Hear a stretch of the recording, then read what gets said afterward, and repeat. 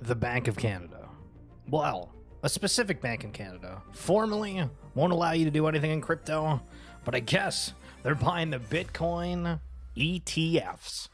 Things are changing at a rapid pace. No Star Atlas? Well, finally.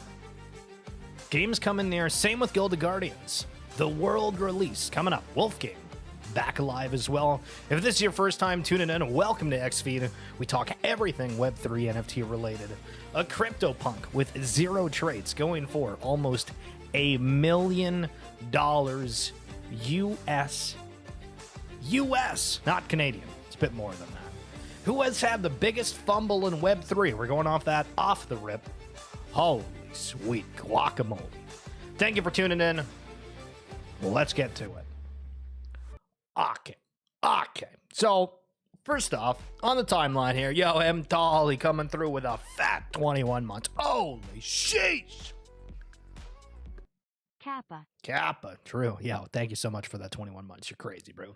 All right, so Captain Wingley here is asking that question, and the poll results were either OpenSea, Zedrun, NBA Top Shot, or Proof in terms of Moonbirds and Proof overall, and OpenSea here with 67% of the votes. I think that it is interesting to note that some of the side chains have picked up a ton of volume, and OpenSea has been garnering the ability to work on some other chains that aren't just ETH, but I think obviously the incentivization, we saw a whole bunch of other marketplaces try to do something to take a piece of OpenSea's pie, and yeah, it didn't really happen. For them and for OpenSea itself, I mean, Magic Eden, do you guys like Magic Eden? We'll talk about their new ambassador program, which I thought they already had one, but I guess there's going to be more to it. But Zedrun's an interesting one. That one kind of had a quick spur of the moment. Same with NBA Top Shot, but NBA Top Shot, I felt like been a longer string, if you will. And then Proof, I feel like it never really got a whole lot of adoption in general. So OpenSea, like, I mean, this is all about like just adoption numbers, right? Like, I think more people used OpenSea than NBA Top Shot, and more people used NBA Top Shot than Zedrun, and more people use Zedrun than Proof. And so that's why it kind of folds out the way that it does. Now, Isuki bought for 90 ETH. People are going back for that flex, apparently $273,000 US. Am I the only one that thinks 99% of crypto gaming spaces are boring? Same topic, same verbiage. Where's my alpha? Generally agree with this. I think that it's, I mean, a lot of people are trying to do spaces, and I guess if you're looking at it from like the broad point of view, like how often do you see a game on your timeline and you say to yourself, yeah, I'm going to go play that? And one other aspect of my eyes being opened is the amount of people that have questions around gaming, saying, I'm not a gamer. How is this supposed to be? I don't really partake in these kind of things, but I have assets for it. And obviously within Yuga, there was a lot of people that were hyped initially with them going that gaming route, and a lot of people that were questioning it. And I mean, unless these games are fun and people dislike them, again, a lot of these spaces are going to have the exact same topics around them. Justin, Binance obtains registration with India's Financial Intelligence Unit. Now, I recall with my brain, I think, recently where we said India banned Binance. And I looked, and there it is from 2 days ago in an article. FIU India to lift ban on world's largest cryptocurrency exchange, Binance, soon. So there was an issue. I guess they got that sorted with getting the proper documentation or registration, and now they're going to let them back. So sometimes a bearish piece of news turns into a bullish one once the correct dominoes fall. Don't look now, but GME is running. Now, this happened back on May 10th. Obviously, today is the 13th. Degenerates are coming back, and the insider fake money movers are coming back. Pack your bags accordingly. Right. But this is interesting to note, just to see something going flying in the stock market. Here you can see it really start to rip as back on the 10th, it started popping just a wee little bit, and then it absolutely ran. We'll see what that has to do with crypto. If anything, does it fall over? I know today they also halted the trading of that stock, which is kind of crazy. Obviously, they don't trade crypto unless you're on one of these centralized exchanges, but nonetheless, markets moving, always interesting to see. Run it back to January 2022 when people were bidding over $6 million for Mega Mutant serum. So if anybody doesn't know, within the Bored Ape ecosystem, there are some specific, like one-of-one fancy mutants that were going for, well, apparently $6.2 million. At least that was the offer on them. Now, obviously, the arguments of, oh, if this turns into the greatest brand ever, and we have some of the rarest assets amongst that, well, they could be especially used for that digital flex. Apparently, one of them got moved to Mr. Adam, which we'll get into in a second, who's the guy who owns the #1 heavy metal as well. A lot of things about Yuga popping up on the timeline, but crazy to see some of the insanity that was back in the day. Now, Yuga does own CryptoPunks, but that's not stopping anybody from spending some big bucks on them. A hoodie punk going for 215 ETH, $624,000 US. What is going on? These grails are getting massive bids. I've always had the intuition perspective, not sure the right term for this, but we constantly see grails fly and then we start to see collections move afterwards. I think we'll see if that ends up happening here, but I mean, if you don't have faith in a collection, why are you spending $625,000 on just one of them? Now, Magic Eden having another wave of ambassadors, which I thought they already had a whole bunch. I haven't found myself using Magic Eden whatsoever, so curious what these ambassadors are for. Haven't really seen a lot of them be posting about it at all either. And again, that's not attempting to be a diss, but it's just interesting to me that we have so many people that are advocating for it, and I just don't see people saying, hey, go use Magic Eden, unless this is all something that happens behind the scenes for this. And then another point too with this that I want to bring up, because for myself, I'm like, okay, like I am, transparently, as we've always talked about, I'm like pretty focused on like Futureverse and everything to do with Root. We talk about the space all together, but I mean, that's kind of like where my focus is. And when you think about, okay, if you have like a partnership for Magic Eden, you have to be wanting and partaking in all these different ecosystems, all these different NFT collections. You're not going to focus just on one thing. So it kind of have a broad spectrum about it. And that's not bad by any means, but I think that it's just a very interesting take. Now, at the same time, we do have Magic Eden themselves, where they have, obviously Bitcoin ordinals, they have Ethereum, and we kind of go back and forth. And so a lot of these individuals can be focused on specific sectors within there. But I don't know. I just thought it was kind of interesting how many more people are getting onboarded to that. Okay, so here's a quick little clip about sorry, I forget his name. Brian Armstrong, the CEO founder of Coinbase, and he was talking back in 2013. And I thought this was just like a good clip of him sounding super smart. So we're gonna play it here for you, quick. Nobody is gonna switch from an incumbent unless your app is drastically better in some way. It can't just be like 20% better. It has to be like twice as good, probably. Otherwise, it's just not worth it for them to switch and have that whole hassle. There's a second corollary to this, which is like work on harder ideas. I've noticed a lot of times, and I did this too in my life, was I kind of gravitated towards ideas where the solution would be fun to build, like from a technology point of view or something like that. And I always said, like, in my head, it was more just like, man, I could like build this really cool thing in like jQuery or Rails or like whatever tech I was just learning. And I was building an app like that was in search of a solution, if that makes sense. So to give you like a small example, when we're working on Coinbase, a bunch of people were telling us like, that's a regulated field, like you're gonna get like all these auditors coming and harassing you, and you have to get like money transmitter licenses in all these states, and it's gonna be like millions of dollars and like on legal fees and years of work to get that done.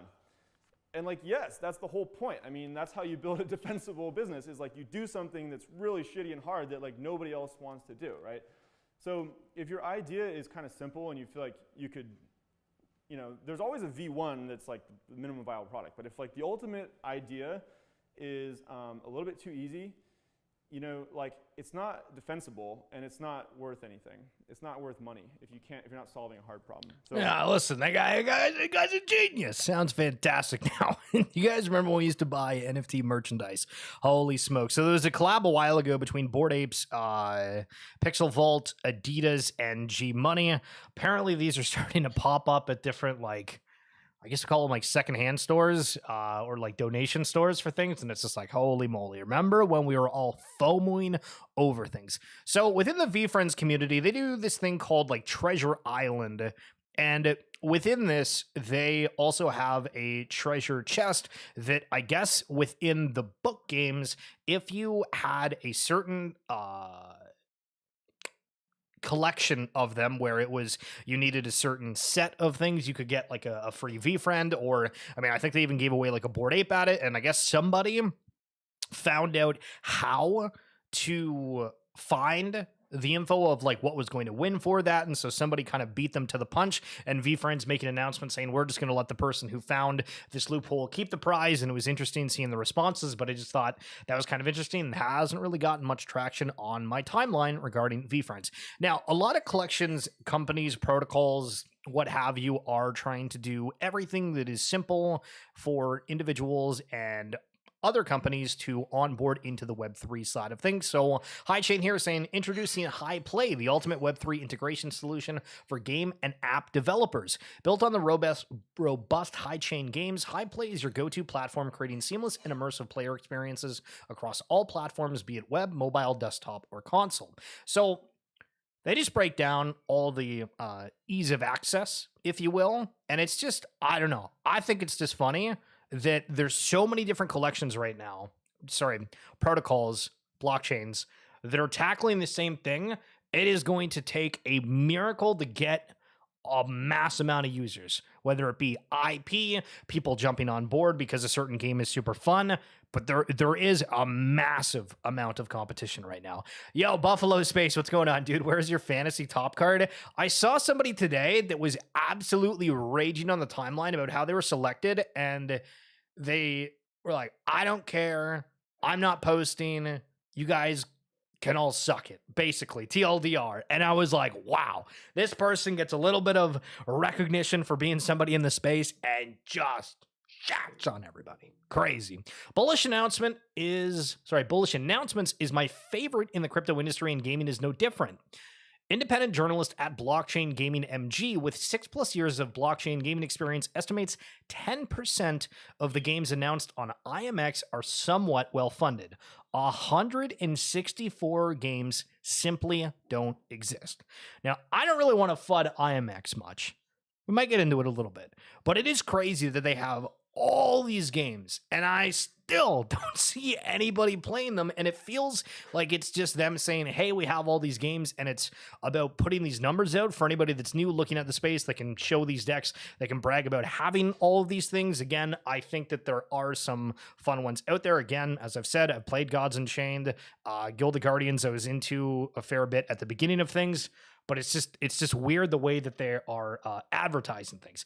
Now, Guild of Guardians here again, their world premiere, opening launch, big blockchain gaming world premiere, as they say, is happening. Now, what's important about this for anybody that's not within the ecosystem is seeing how things react. Is there extra marketing around it? Is this something that many people jump on board with? Is it the same people that are in it right now and that's the only player base? What does it mean when they are hyping up this world premiere launch? Is it just live and that's it? What does that mean? So again, May 15th, we'll see what is going on with Guild of Guardians. Now, Wolfgame did announce that they were moving over to Blast, and we saw the Wolfgame assets picking up a ton because a lot of people are farming for the Blast Gold. Blast as an ecosystem is getting very large, and there's a lot of liquidity on it, and people are realizing, hey, if we bridge over and take advantage of this, we can attract users, and that is clearly the case. If you haven't seen, there is a little bit of some of the sales happening over there. Now, I want to talk about some different things because I highlighted this collection and they were like, hey, you want to come on some spaces? If you check out my video about like how to onboard, we did a space with them, and then I don't know what's going on. These guys haven't posted in a little bit. They have some animations with it. They talked about 3D files and all these things, and I feel like there's a really weird kind of turbulence going on where people are trying to do different things in the space, but they don't really have like a huge plan for it, and it seems that they kind of just disappear after. Is this going to be continuing to be a common trend? As we see another thing here with TSF Cowboy for the meme coin space, original ruggers of laptop have been added again and again and again, the latest being Peep. So these collections or people are trying to do these scams yet again. And then Crypto Lark here is a huge YouTuber and somebody that I used to watch, and one of the reasons that I wanted to do knew this is because I used to watch this guy all the time, and I was like, man, this guy is shilling literally everything. And I bought into certain things, and they did horrifically. Like, they did so bad, it was unbelievable. And so this person's posting out how they had a whole bunch of tokens that they basically pumped and dumped on, and similar to you know, my thought a moment ago with the Magic Eden ambassadors, not saying any of them are nefarious actors whatsoever, but it was just like, damn, like, this guy is talking about crypto and he's in every single freaking coin. Like, that just seems absurd. And so my thought when I was looking at the Magic Eden thing is like, holy smokes, these guys must be in like every NFT project. What's the extra thing that they're bringing on top of it, et cetera, et cetera. And it's just like, damn, why are these things going poorly? Now, Orangey, if you know, the former Fortnite pro, who's really big within the Web3 space, was talking about how he got rugged on some scam token thing again, and Patty's saying, you bought that scam with all the guys in the comments doing fire emojis. Orangey said yes, but then deleted the original post here. People are just asking to get screwed here. But on some normal news, Bank of Canada warns there are risks of a sharp correction in markets that could cause system-wide stress. Every single day, I'm going online and seeing the craziest things on my timeline that I never thought would happen in Canada, completely unrelated to like financial markets. But then these things are happening. We have a complete shakeup across the board, and damn. Got to be paying attention, because you never know when stuff is going to hit the fan. Now, talking about highlights, things that are exciting, Star Atlas here is a little bit more of a sneak peek on what they're working on.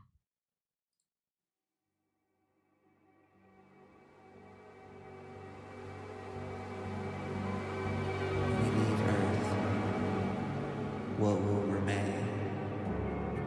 What will be important? What do we bring? How do we live? All that will remain will be the infinite sound of creation.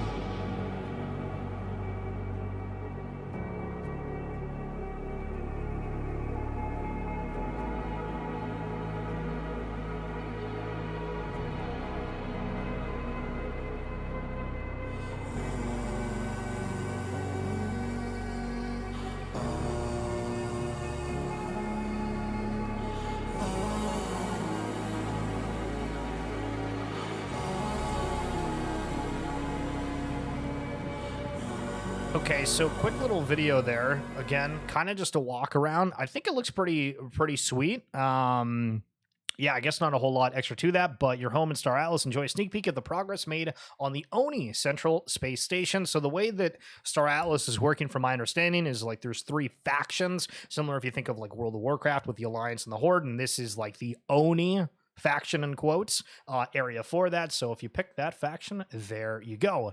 Now, another big NFT sale here, $248,000 for a trippy Bored Ape. Again, Grail NFTs seem to be flying. Now, we talked about Adam Weissman earlier. Apparently, he got to go and meet Garga. Not sure if this is Garga's house, if this is where Yuga Labs is overall. Again, this is the guy who bought the one of one heavy metal, owns a lot of Bored Ape things. Seems that money's not an issue, just trying to show support for the space. And again, picking up one of the mega mutants, and apparently it was like an OTC deal. So you'll probably see in your timeline whenever those details are out about how much that ended up going for. Now, it's kind of interesting here because on my timeline, G-Funk and Beanie were going at it, which happens somewhat often. But I guess Crawley Town is on its way to the playoff final with an 8-1 aggregate win in the semifinals, and Beanie bringing up WAGMI United. And so I was like, oh yeah, like I totally forgot about that, and seeing if we have extra posts. Back in 2023 was their last post, and saying, in recent days we parted ways with the moderator of our Discord server.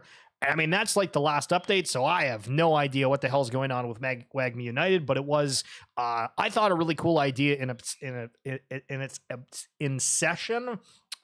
Inception, sorry, and it felt like now it kind of just, it's not the internet team, but there was a lot of FUD locally. I know for the team itself, they hated the fact that crypto was involved. That stigma, you know what I mean? A zero attribute about to be traded soon. Okay. What do you mean by soon? Oh, right, because it's a bid, and that was shortly there. Accepted after 270 ETH or $788,000. So we saw a hooded CryptoPunk and then a zero trade like back to back here, going for basically $1 million. It's kind of out of nowhere, don't you think? Apple Vision Pros are basically half price on eBay right now. Insane depreciation. Holy smokes. Do you remember on your timeline not that long ago, everybody was out hyping up the Vision Pros? I don't know how many people actually bought them, but it's felt like that literally lasted a day and everybody was like, yeah, these are completely impractical and people are trying to dump them right now. Now, there's a video here where this guy's talking about the Immutable X faking social media engagement. So we'll watch this for a sec and get your thoughts after. I'll be honest, I've gotten suspicious of some games, not parallel, but some games like artificially boosting. I'll just say it. The Immutable X Twitter page seems to be fake statting, like fake boosting, by the way. Like, this just brings this up to mind. I hope I'm wrong. People are going to think I'm being salty. Kind of seems like they have, like, this engagement looks super fake, right? 5,000 likes. I don't know where there's some examples. Maybe they calmed down on it. I don't know. Some of this stuff, maybe not. It doesn't look that sus, but like the view counts, isn't it sus? Like 755,000. 755,000 views. Listen, nobody's looking at anything Web3 except for some of the videos that are like games. But again, like, it's weird that IMX always has this like notion around it of like, hey, there's kind of like some suspicious happenings, or at least it feels that. Like, why is that the reputation for it, right? Like, I feel like every collection has reputations for certain things, and that just keeps popping up. But breaking, Pudgy Penguins releases Pudgy toys on Target. In Target, I guess would be the correct word, because on Target, yeah, I don't know if that's the correct English way of saying that. But anyway, yeah, so Pudgy Penguins really doubling down here on the toys. A new set of them. Will that onboard the future generations? Maybe. New Solana-based virtual racehorsing project Photo Finish Game says it has surpassed $25 million in all-time entry fees. So everybody in Futureverse regarding the Racers game, again, what happens if 25 million worth of Vasto ends up going in there? But Photo Finish, I honestly haven't even heard of this before, but 31,000 followers, 200 mutual. So again, this is definitely something out there. I just haven't seen it too much on my timeline. Apparently the official partner of the Kentucky Derby, own virtual horses and run authentic races against real players for real money. So similar to how we talked about High Chain earlier, working to onboard a whole bunch of people within their protocols. Same thing across the board for things of specific game types, like horse racing. We have Zed-Run, we have this. I know there's several other ones out there. A lot of people trying to tackle a single thing. Which of them will survive? The omni-chain future. That's what we are thinking will happen.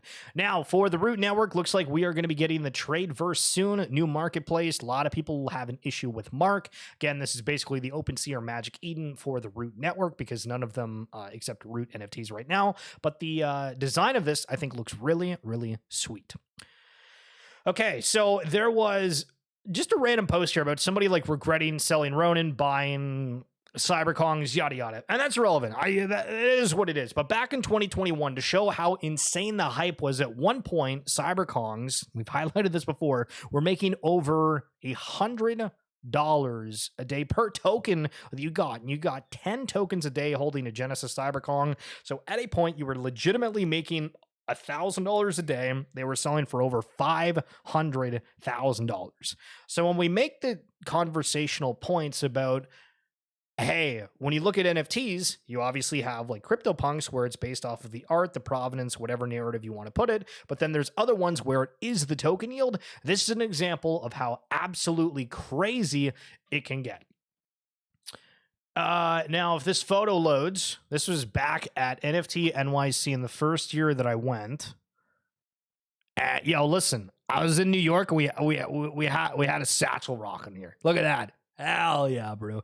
So Shamdu was actually here. This was the Land Vault party with Boomer and Satsuma. It was actually probably one of my favorite NFT NYC events, but there was a couple people that showed up from Alien Boy as well, and it was, it was a vibe, thinking back to the days when we traveled. Daniel here saying, convinced that Asia will lead the charge for crypto to become a legitimate asset class. Agree. TradFi in Asia has been deteriorating, and many talented individuals are now pivoting to Web3, a truly global financial market. Crypto is already socially accepted, and it is common for Asian individuals to allocate 5 to 10% of their assets into Web3. US is behind. We had more stories about the US being kind of crazy within their crypto laws we'll get to in a second. And have you noticed, for whatever reason, in certain collections, there's like fresh wallets that go and sweep NFT collections? Is it the team? Is it somebody that's super dedicated? Is this wallet hygiene? What the hell is going on? Heavy metals going from below 0.08 all the way up to 0.14 off of a mega sweep. Maybe it's far away. I have absolutely no idea. And then another thing that's kind of crazy here with the world talking about how the Asian market is going to lead the Web3 world. More things popping up about how in China, if you don't have a digital ID, you're not able to get food or anything. And obviously that's not something we have to work out right now within North America, but if that does come, we have had a lot of other countries, including Australia, talking about how these digital IDs are getting implemented, and does it have any direct effect on us? I have no idea, but again, this is why we're always having our head on a swivel. Everything is going multi-chain. Everything. You're not ready, says Nansen AI, and I very much agree with that sentiment.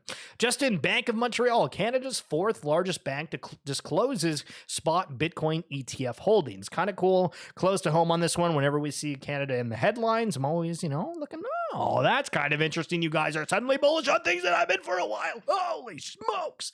Justin, U.S. senators say Biden's Department of Justice is threatening to criminalize Bitcoin software development in America. So we go and talk about how the aspect of the Asian markets are going to lead the way. This looks insane. Kind of terrifying. Is this just verbiage, words? Is anything actually going to come into fruition? I have no idea. But man, what a headline.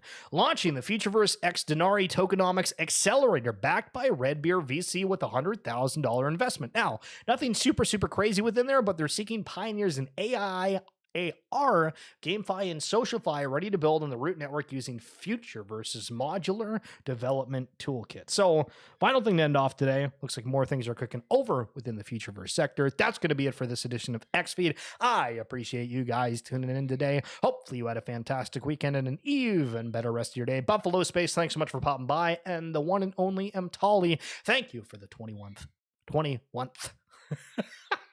the 21 months, friend. Appreciate you.